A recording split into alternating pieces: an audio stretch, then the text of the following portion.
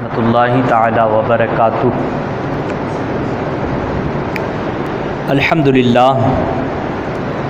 अल्हम्दुलिल्लाहि रब्बिल आलमीन वस्सलातु वस्सलामु अला सय्यदिल मुरसलीन अम्मा बअद फ़अऊज़ु बिल्लाहि मिनश शैतानिर रजीम बिस्मिल्लाहिर रहमानिर रहीम। वइज़ यरफ़अु इब्राहीमुल क़वाइद मिनल बैति व इस्माईल रब्बना तक़ब्बल मिन्ना इन्नका अंतस समीउल अलीम।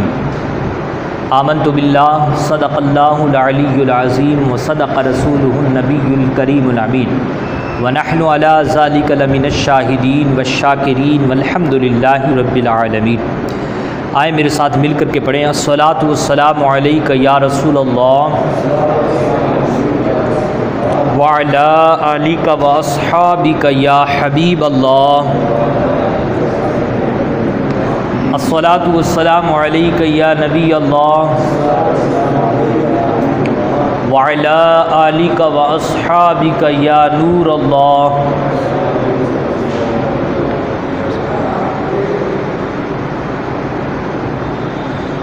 मुस्तफ़ा करीम सल्लल्लाहु ताला अलैहि वसल्लम की बारगाह में दुरूद व सलाम पढ़ने की बड़ी बरकतें, बड़ी फ़जीलतें किताबों में मौजूद हैं। हुज़ूर पाक सल्लल्लाहु ताला अलैहि वसल्लम का फ़रमान है कि जो बंदा रोज़ाना 100 मरतबा दुरूद पाक पढ़ता है तो कल क़यामत के दिन उसका जो हश्र होगा, जो उसको जो उठाया जाएगा वो शहीदों के साथ और नेक लोगों के साथ उठाया जाएगा। तो ये कितनी बड़ी बशारत है, इसलिए हम सबको चाहिए कि कम अज़ कम 100 मरतबा दुरूद पाक ज़रूर पढ़ा करें। आए मिल के पढ़ें, बाबा से बुलंद पढ़ें अल्लाहुम्मा सल्लि अला सय्यदिना व मौलाना मुहम्मदिन व बारिक व सल्लिम सलातुन व सलामुन अलैका या रसूलल्लाह सल्लल्लाहु तआला अलैहि वसल्लम। अल्लाह तबारक व तआला कुरान मजीद में इरशाद फरमाता है वइज़ यरफ़अु इब्राहीमुल क़वाइद मिनल बैति व इस्माईल। और याद करो जब इब्राहीम और इस्माईल खाने काबा की दीवारों को बुलंद कर रहे थे, यानी उनके बुलंद करने को याद करो। खाने काबा की जो दीवारों को चिन रहे थे तो उस लम्हे को याद करो। वइज़ यरफ़अु इब्राहीमुल क़वाइद मिनल बैति व इस्माईल। दुनिया भर में मस्जिदें बनाई जाती हैं, खाना खुदा बनाए जाते हैं, लेकिन जो हज़रत इब्राहीम और हज़रत इस्माईल ने बनाया उसको अल्लाह ताला याद करने का हुक्म दे रहा है कि याद करो कि जब इब्राहीम और इस्माईल ने खाना काबा की दीवारों को बुलंद किया और खाने काबा को चिना। हालत ये थी, सिचुएशन ये थी कि हज़रत इब्राहीम अलैहिस्सलातु वस्सलाम मेमार का काम कर रहे थे, मिस्त्री का काम, यानी आप ख़ुद जो है पत्थरों को रख रहे थे और गारा लगा लगा के चिनते जा रहे थे, और गारा और ईंटें यानी पत्थर जो पकड़ा रहे थे वो आपके बुलंद फर्जंद इकबाल हज़रत इस्माईल थे। दोनों ने मिल कर के, हालांकि ये काम मिस्त्रियों से करवाया जा सकता था, जैसे हज़रत सुलेमान अलैहिस्सलाम ने बैतुल मुक़द्दस को जो तामीर किया जो फ़िलिस्तीन में है, ये जिन्नातों से करवाया। तो ऐसे हज़रत इब्राहीम अलैहिस्सलाम भी किसी और के ज़रिए इस खाना काबा को तामीर कर सकते थे, लेकिन आपने ऐसा नहीं किया, बल्कि बज़ाते ख़ुद जो है आपने ये इमारत बनाई। मुख्तसर खाना काबा की हिस्ट्री बताऊं, फिर इस आयत का जो मफ़हूम है, जो खुलासा तफसीर है वो आपके सामने अर्ज़ करूँगा कि सबसे पहले जो ये खाना काबा है ये हज़रत आदम अलैहिस्सलाम के दौर में बनाया गया। उसकी सूरत यूँ रही कि हज़रत आदम ने दुआ की, मौला आसमानों पे तो अब यहाँ पर एक सवाल उठ सकता है कि जनाब हज़रत आदम तो दुनिया में आने से पहले कहाँ थे? जन्नत में थे। तो फिर ये आसमानों की बात कहाँ से आई कि हज़रत आदम कहते हैं अल्लाह की बारगाह में कि मौला आसमानों में तो रौनक थी, वहाँ तो बैतुल मामूर था और फरिश्ते तवाफ़ करते रहते थे और तेरी तस्बीह व तहलील बयान करते रहते थे, लेकिन यहाँ तो ऐसा हसीन मंज़र नहीं है। तो कोई कह सकता है कि यार यहाँ आसमानों की बात कहाँ से आई, जबकि हज़रत आदम तो कहाँ थे? जन्नत में थे। तो ये याद रखें, जन्नत भी तो आसमानों में है। जन्नत कहाँ है? आसमानों में है। जब जन्नत आसमानों में है तो आसमानों की बात तो आएगी। तो बहरहाल अल्लाह से दुआ की, अल्लाह ताला ने हज़रत आदम से फरमाया कि आदम हम निशानदेही कर देते हैं, उसको तुम जो है खाना काबा बनाओ, उसकी तरफ मुँह करके नमाज़ पढ़ो, उसका तुम तवाफ़ करो। और साथ में हज़रत जिब्रील को हुक्म दिया कि निशानदेही के लिए जाओ। अब हज़रत जिब्रील नबी अलैहिस्सलाम मलाइका को लेकर के बिल्कुल वहाँ पहुँच गए जहाँ ज़मीन का बिल्कुल बीच वाला हिस्सा है, जहाँ से ज़मीन बनना शुरू हुई थी, और वो यही खाना काबा का हिस्सा है। यहाँ आकर के आपने अपना पर मारा, और जैसे ही अपना पर मारा तो सातों ज़मीनों में एक खड्डा खुद गया नी के लिए। बुनियाद रखते हैं ना, तो जैसे ही पर मारा तो बुनियाद रखने के लिए खड्डा खुद गया, खंदक खुद गई सातों ज़मीनों तक। अब उन सातों ज़मीनों की बुनियाद में फरिश्तों ने 5 पहाड़ों के पत्थर डाले और दीवारें ऊंची करके छोड़ दी। तो इस तरीके से ये खाना काबा तामीर हुआ। और फिर एक रिवायत में ये भी है कि फिर अल्लाह ताला ने उन दीवारों पर बैतुल मामूर को ज़मीन पे ला के रख दिया। वो दीवारें ऊंची ऊंची हो गई थी और उन दीवारों के ऊपर जो बैतुल मामूर आसमानों में है बिल्कुल इसी के ऊपर, उसको जो है इन दीवारों के ऊपर ला के रख दिया गया था। और फिर इन्हीं की तरफ मुँह करके अल्लाह ताला की इबादत करते थे और इसका तवाफ़ भी करते थे। तो ये एक हिस्ट्री है। लेकिन फिर जब तूफ़ान नूह आया तो तूफ़ान नूह के वक्त ये बिल्डिंग तो उठा ली गई बैतुल मामूर, तो फिर वो दीवारें रह गईं और फिर यूँ दीवारें रहीं हज़रत इब्राहीम अलैहि सलाम के दौर तक। लेकिन इस बीच में भी लोग वहाँ आते रहे, उस दीवारों का तवाफ़ भी करते रहे, लोग उसकी तरफ माइल भी होते रहे और उससे बरकतें और फैज़ भी लेते रहे, उस जगह से बरकतें और फैज़ भी लेते रहे। फिर हज़रत इब्राहीम अलैहिस्सलाम को अल्लाह तबारक व तआला ने हुक्म फरमाया कि यहाँ तुम खाना काबा तामीर करो, और इस जगह की निशानदेही एक बादल के ज़रिए की गई कि एक बादल होगा जो बरसेगा उसी जगह पे जहाँ कर ये खाना काबा हज़रत आदम के दौर में तामीर किया हुआ है। फिर ये पत्थर जो थे, इन पत्थरों पर ही वो बादल बरसा और हज़रत इब्राहीम और हज़रत इस्माईल ने फिर वो खाना काबा की तामीर की। तो दुनियावी तौर पे सबसे पहले जो इस घर की तामीर करने वाले हैं वो हज़रत इब्राहीम और हज़रत इस्माईल हैं, इसलिए खुसूसियत के साथ अल्लाह तबारक व तआला ने कुरान मजीद में इनका जिक्र किया। फिर इसके बाद एक ज़माने तक, अच्छा ये जो था ना, ये खाना काबा का जो नक्शा, ये यूँ था, हतीम जिसको कहते हैं, ये भी इसी में शामिल था। और फिर ये यूँ चलता रहा, और फिर आज का जो खाना काबा इसका एक दरवाज़ा है, लेकिन हज़रत इब्राहीम ने जो बनाया उसके कितने दरवाजे थे? 2, एक दाखिल होने के और एक निकलने के। और फिर उसके बाद इसको जो तामीर किया वो एक कबीला गुजरा है, कबीला अमालिका, इन्होंने जो है इसको तामीर किया, इसी तरीके से किया। फिर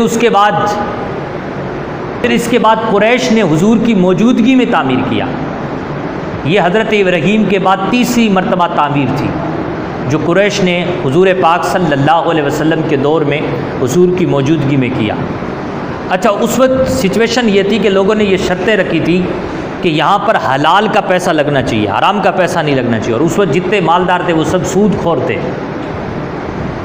तो माल का जो बजट था, वो माल की जो कमी थी वो इस कदर थी कि जो हतीम था वो खाली रह गया और दरवाज़े भी दो ना बन पाए, एक ही बन पाया और वो भी ऊंचा, ताकि हम जिसको चाहें उसको अंदर दाखिल होने दें और जिसको चाहें रोक दें। तो ये जो मौजूदा खाने काबा है, इसी नक्शे में कुरैश ने इस खाने काबा को बनाया। ये सूरत हाल हुई। और फिर उसके बाद हज़रत आयशा सिद्दीक़ा रज़ी अल्लाह ताला अन्हा फरमाती हैं कि हुजूर पाक के साथ में खाने काबा के पास खड़ी थी और हुजूर पाक ने जो है हतीम के पास खड़े होकर के आपने मिट्टी हटाई और मिट्टी हटा करके मुझे दिखाया कि ये देखो। जब मैंने गौर से देखा तो देखा कि उसमें जो बुनियाद है वो ऐसे पत्थरों की है जो पत्थर कोहान जैसे हैं, यानी मोटे मोटे ऊँट की जो कोहान होती है वैसे पत्थर हैं। और फिर आपने फरमाया कि ऐ आयशा, ये मेरे बाप हज़रत इब्राहीम के बनाई हुई बुनियादें, अगर फितने का अंदेशा ना होता तो मैं इसको ज़रूर जो है वैसे ही बनाता जैसे कि हज़रत इब्राहीम अलैहिस्सलाम ने बनाया। ये बात हज़रत आयशा सिद्दीक़ा की हज़रत अब्दुल्ला इब्न ज़ुबैर तक पहुँची। तो हज़रत अब्दुल्ला इब्न ज़ुबैर ने इस हदीस को लेकर के आपने जो है खाने काबा का तामीर किया। अब ये तामीर जो थी ये चौथी बार थी। हज़रत अब्दुल्ला इब्न ज़ुबैर ने बिल्कुल हज़रत इब्राहीम जैसा खाना काबा बनाया, हतीम को भी खाने काबा में शामिल किया। और फिर हुज्जाज बिन यूसुफ़ का दौर आया 74 हिजरी में, तो हुज्जाज बिन यूसुफ़ ने वापस वैसे ही खाना काबा बना दिया जैसा कुरैश ने बनाया था। अब हारून रशीद ने चाहा कि मैं खाना काबा बनाऊँ, तो उलमा ने मना कर दिया कि बार बार अगर तुम खाना काबा को गिराओगे और फिर उसे बनाओगे तो यूँ खेल हो जाएगा और खेल मत बनाओ। तो बहरहाल हारून रशीद बाज आए। उसके बाद खाने काबा जो बनाया गया वो सल्तनत उस्मानिया के अजीम बादशाह सुल्तान मुराद खान ने बनाया। वो यूँ बनाया कि उसकी जो सूरत हाल हुई वो यूँ हुई कि खाने काबा बिल्कुल पुराना हो गया और पुराना होने की वजह से गिरने का अंदेशा था, शहीद होने का अंदेशा था। इसलिए जो है सुल्तान मोहम्मद खान ने, सुल्तान मुराद खान ने जो है उसकी तामीर की, और उसकी तामीर भी इतने अच्छे अंदाज से की कि ये संग मरमर भी लगाया और खूब अच्छे अंदाज से गिलाफ भी जो है इन्होंने तैयार किया और बड़ा खूब मतलब कि इस पर ख़र्चा किया। आज भी जो खाने काबा है वो सुल्तान मुराद खान का बनाया हुआ है, सल्तनत उस्मानिया के अजीम बादशाह का बनाया हुआ है जो आज हम देखते हैं। और इसको वैसे ही बनाया जैसे कि हुज्जाज बिन यूसुफ़ और कुरैश के दौर से चला आ रहा है। तो बहरहाल हासिल कलाम ये है कि ये मुख्तसर खाना काबा की हिस्ट्री है। अल्लाह ताला हम सब को ऐसा अजीम खाना काबा दिखाए और हम सब को जो है बैतुल्ला शरीफ का जलवा दिखाए, बैतुल्ला शरीफ के फ़यूज़ व बरक़ात से नवाजे। तो कुरान की आयत कहती है वइज़ यरफ़उ इब्राहीमुल क़वाइद मिनल बैति व इस्माईल रब्बना तक़ब्बल मिन्ना इन्नका अंतस समीउल अलीम, कि याद करो जब इब्राहीम और इस्माईल खाने काबा की दीवारों को बुलंद कर रहे थे। वो अंदाज़ कितना प्यारा था कि आपको हुक्म हुआ कि तुम खाने काबा को तामीर करो तो खुद ही लग गए, खुद जो है दीवारें चिन रहे हैं और बेटा जो है गारा बना करके गारा दे रहा है। हमने तो हुक्म दिया था, लेकिन आला किस्म का ज़र्फ़ देखें कि खुद ही अल्लाह ताला के घर की तामीर कर रहे हैं। और फिर तामीर ही नहीं कर रहे बल्कि तामीर के साथ साथ ये भी कहते जा रहे हैं रब्बना तक़ब्बल मिन्ना इन्नका अंतस समीउल अलीम, कि ऐ हमारे रब तू इस नाचीज़ की मेहनत को, इस छोटी सी अदना सी मेहनत को अपनी बारगाह में कबूल फरमा। आजिज़ाना अंदाज़ देखें, आप तेवर देखें, हज़रत इब्राहीम की कैफियत को मुलाहिज़ा करें कि आज हम अगर कोई मस्जिद भी बनाते हैं या जो है मस्जिद में वज़ू खाना भी बनाते हैं या मस्जिद में संगे मरमर लगा दें या पंखा लगा दें तो बड़े फ़ख्र से कहता मैंने पंखा लगाया है। यहाँ हज़रत इब्राहीम अलैहिस्सलाम खाने काबा को तामीर करके कह रहे हैं तक़ब्बल। ये तक़ब्बल का जो लफ्ज़ है ना, ये बता रहा है कि अदना सी कोशिश को अपनी बारगाह में कबूल फरमा, बड़ी कोशिश नहीं, जबकि खाने काबा से बेहतरीन घर तो कोई घर ही नहीं है कोई। अल्लाह फरमाता है इन्ना अव्वला बैति वुदिअ लिन्नास लल्लज़ी बिबक्कता मुबारकम व हुदल लिल आलमीन, जिसको अल्लाह ने हिदायत का सरचश्मा कहा, जिसको बरकत का समंदर कहा हो, वो खाना काबा बनाया हज़रत इब्राहीम ने। लेकिन उसको कह रहे अदना सी कोशिश को तो अपनी बारगाह में कबूल फरमा, बेशक तू सुनता भी है और जानता भी है। तो हमारी आवाज़ों को भी सुन रहा है और हमारी नीयतों को भी जानने वाला है। इससे ये पता चला कि जब भी आप और हम सब कोई नेक अमल करें तो नेक अमल की कबूलियत के लिए दुआ ज़रूर करें कि अल्लाह की बारगाह में क्या हो जाए, वो कबूल हो जाए। इसके लिए आप और हम सब दुआ ज़रूर करें। और जब भी कोई नेक अमल करें तो उसके बाद फ़ौरन दुआ करें, क्योंकि उसके बाद दुआ के जो कबूलियत के मामलात हैं वो काफ़ी करीब तर हो जाते हैं और दुआएं ज़्यादा कबूल होती हैं। अब आगे देखें, आगे फिर दुआ की, दुआ बंद नहीं की, आगे मज़ीद दुआ की। कहा रब्बना वजअलना मुस्लिमैन लक व मिन ज़ुर्रियतिना उम्मतम मुस्लिमतन लक व अरिना मनासिकना व तुब अलैना इन्नका अंतत तव्वाबुर रहीम। कहा हमारे रब, हमें तू अपना फर्मा बरदार बना ले। ए हमारे रब, तू हमें अपना फर्मा बरदार बना ले। इब्राहीम अल्लाह के मासूम नबी हैं। हज़रत इब्राहीम कौन है? अल्लाह के मासूम नबी हैं। हज़रत इस्माईल कौन है? अल्लाह के नबी हैं, मासूम हैं, गुनाहों से बिल्कुल पाक हैं। और हज़रत इब्राहीम वो है जो आग में भी गए थे, और हज़रत इस्माईल वो है जो छुरी के नीचे भी गए थे। लेकिन फिर भी ये दोनों के दोनों दुआएं क्या कर रहे हैं? रब्बना वजअलना मुस्लिमैन लक। ए हमारे रब, हमें तू अपना फर्मा बरदार बना ले। मालिक, ये दुआ क्या कर रहे हैं? ये तो पहले ही फर्मा बरदार है।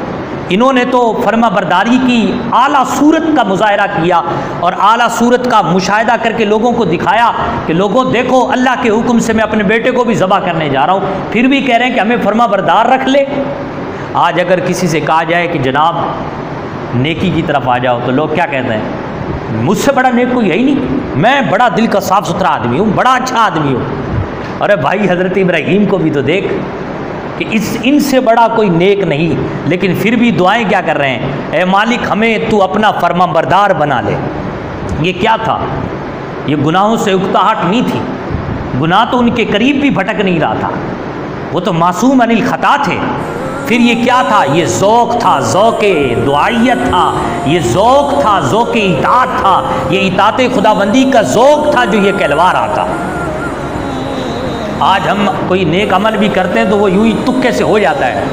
एक ज़ौक़ की जो कैफियत होती है वो हमारे अंदर नहीं होती, जिसकी वजह से ये दिक्कतें पैदा होती है कि हम गा रहे होते हैं कि जनाब मैंने ये काम किया है, मैंने ये काम किया है।